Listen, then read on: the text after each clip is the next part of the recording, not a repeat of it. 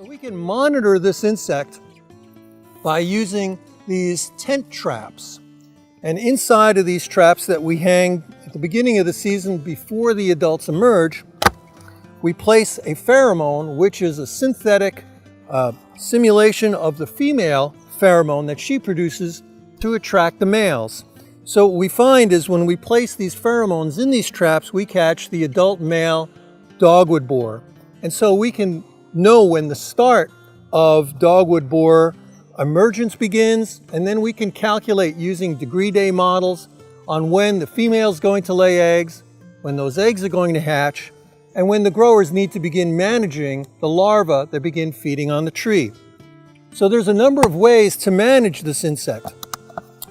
You're using the traps to begin timing your applications, typically of insecticides that are sprayed at the base of the tree where the dogwood borer larvae are feeding.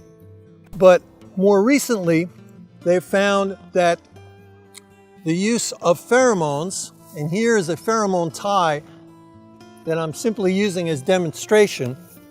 These ties are embedded with the same pheromone that we have in our traps, and you simply can place these on the tree or on the wire that supports the tree at about 150 per acre in the first year, and then years following you can reduce that to 100 per acre.